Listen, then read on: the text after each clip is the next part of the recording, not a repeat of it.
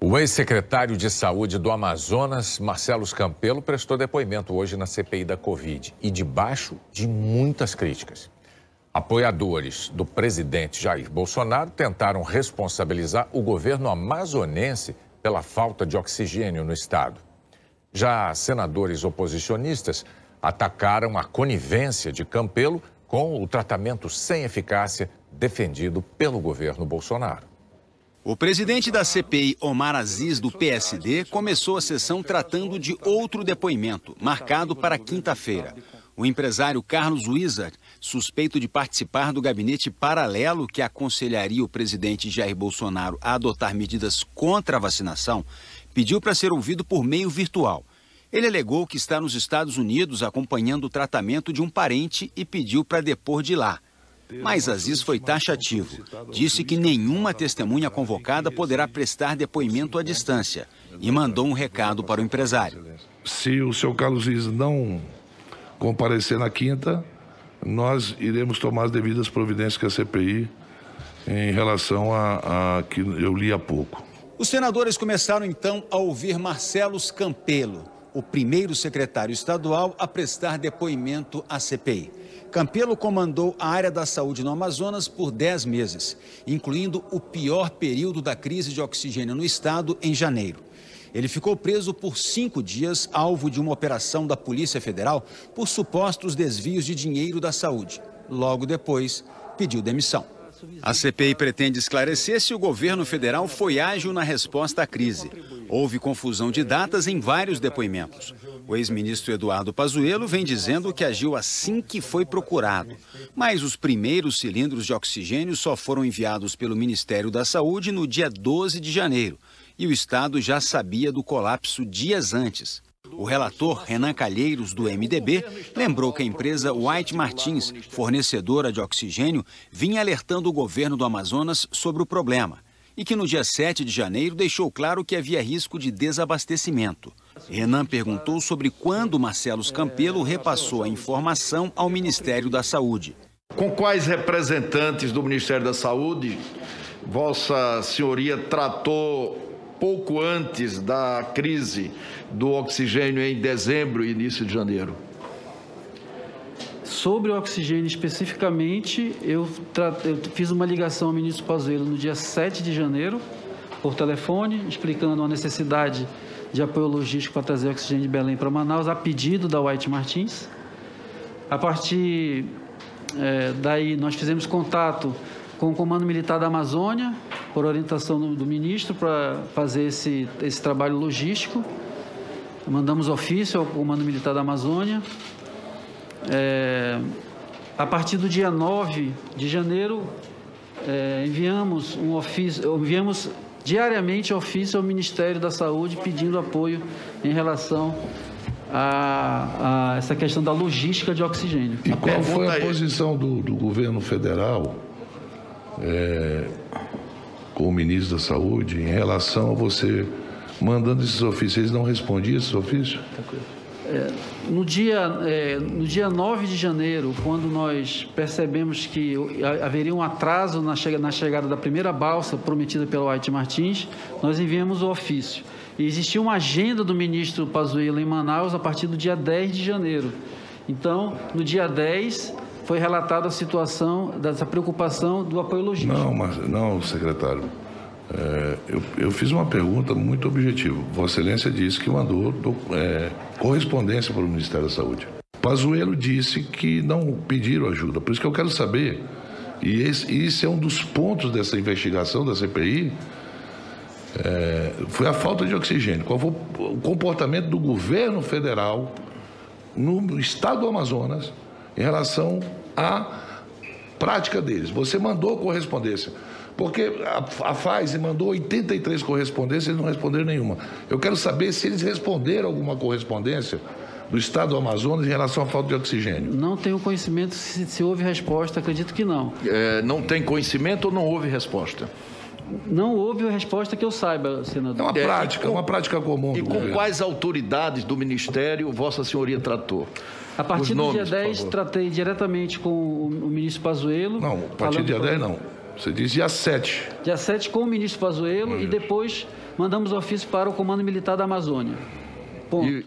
Um documento obtido pela TV Globo e que consta no inquérito do Supremo Tribunal Federal, que investiga a suposta omissão do governo federal na crise do Amazonas, mostra que Ridalto Fernandes, general da reserva que assessorava Pazuello, também foi alertado pela White Martins sobre a grave situação no estado ainda no dia 7 e imediatamente repassou a informação ao ex-ministro da Saúde.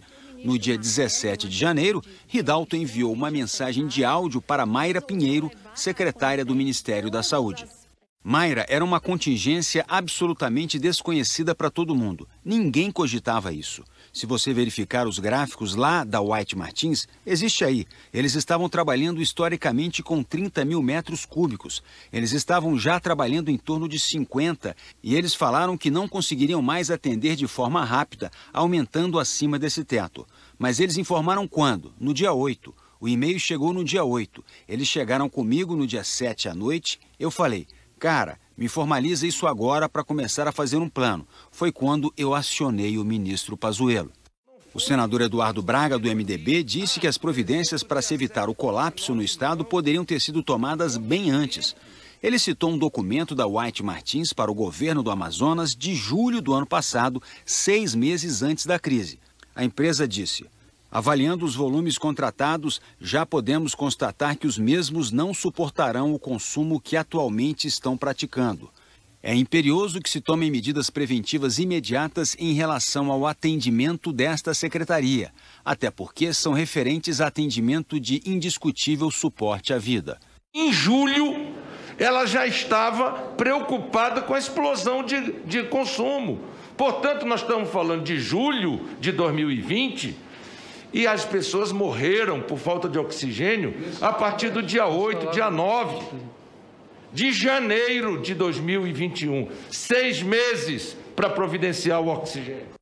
Os senadores quiseram saber de Campelo se o governo estadual informou sobre o desabastecimento a Mayra Pinheiro, que estava no estado desde o dia 4 de janeiro. Campelo disse que naquele momento a secretária não foi informada, porque, segundo ele, não havia sinais de falta de oxigênio. E que a preocupação principal de Mayra era defender o tratamento com medicamentos sem comprovação científica, como a cloroquina. A visita da doutora Mayra no dia 4 tinha um enfoque muito forte e firme O senhor falou sobre isso tratamento. o senhor falou isso na introdução. Falando sobre tratamento precoce. Foi uma reunião gravada, uma reunião aberta, inclusive, à imprensa, onde ela falava isso e falava de um sistema chamado Tratikov, que depois iria ser nós teríamos acesso. Logo depois, foi exibido na CPI um vídeo com pessoas em busca de oxigênio durante a crise em janeiro. Campelo disse que a crise na rede pública só durou 2 dias, o que revoltou os senadores. Na nossa rede de saúde, foram 2 dias, 14 e 15, com intermitência no fornecimento. Secretário, as imagens eram diárias. Não era uma coisa, era nos hospitais, era nas ambulâncias, era no SAMU chegando e faltando oxigênio. Eram as pessoas dentro do hospital com um balão na mão ali, tentando sobreviver as pessoas. Não foram só 2 dias. Senador, eu posso fazer um adendo só em relação... A minha fala foi, na rede de saúde, nos tanques de oxigênio, nós registramos a intermitência do fornecimento no dia 14 e 15. Uma coisa é faltar na rede de saúde, no hospital. Outra coisa é o paciente que está tratando em casa porque não tem vaga no hospital, tentar comprar o cilindro no mercado, ele não existir no mercado da cidade. Então, a fila de compra, etc. Mas ninguém vai comprar se não tivesse colapsado. Desabastecimento de oxigênio medicinal. E no dia 26 de janeiro, pessoas morrendo dentro do 28 de agosto por falta de oxigênio. Senhor secretário. Nós não temos registro no 28 de agosto de ter acontecido isso, senador.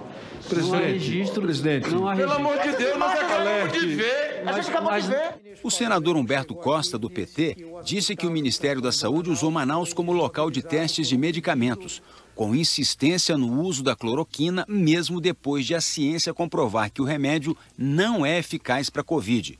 e criticou a pressão do governo federal pelo fim de medidas de restrição no estado. O governador Wilson Lima, do PSL, é aliado do presidente Bolsonaro. Na minha opinião, Manaus foi uma espécie de experimento para o governo federal, né? Acreditavam que a cloroquina seria capaz, juntamente com esses outros medicamentos, de promover um tratamento precoce, diminuir o número de pessoas acometidas e de mortes. E eu tenho convicção de que, por essa razão, os esforços para garantir o mínimo necessário para o enfrentamento à pandemia em Manaus não foi feito. Isso se confirma também pelo empenho que o presidente da República e vários de seus apoiadores tiveram para derrubar o decreto com as medidas protetivas que poderiam ter feito diferença nesse período lá de Manaus. O senador governista Jorginho Melo, do PL, criticou o ex-secretário. Uma das estratégias da tropa de choque do Planalto é reforçar que o governo federal repassou dinheiro para os estados. O senador responsabilizou o governo do Amazonas pelo caos na saúde do estado. A sua gestão foi uma tragédia, incompetência, dinheiro público, o senhor, o governador, brincando com isso, tendo dinheiro na conta. O senhor tinha aqui, ó, o senhor tinha em 2020, no final, 478 milhões, secretário. Então não faltou dinheiro, o que faltou foi ação, o que faltou foi os senhores ter planejamento. O líder do governo no Senado, Fernando Bezerra, do MDB, também saiu em defesa do governo federal. O Ministério da Saúde, com o apoio do Comando Militar da Amazônia, de forma efetiva, auxiliou na solução das demandas sanitárias, além de articular as ações no âmbito dos demais ministérios do governo federal. Quando o governo do Amazonas comunica ao governo federal, dia 7, que precisava transportar oxigênio, é porque alguma coisa já não estava normal. O Estado pedir naquele momento. Ao longo do depoimento, o ex-secretário do Amazonas foi criticado por ter sido evasivo nas respostas. O presidente Omar Aziz reforçou que a crise de oxigênio no estado foi um dos piores momentos da pandemia no país e que as responsabilidades terão que ser esclarecidas. Acho que não fluiu a tua presença aqui, não fluiu absolutamente, não houve esclarecimento nenhum. Né? Eu acho que as investigações, por outro lado, vão... Você veio aqui só para tentar explicar o inexplicável. Falta de planejamento em relação ao oxigênio, isso é gravíssimo. E outras coisas mais que está sendo investigado e que você vai ter que responder por isso, que é natural.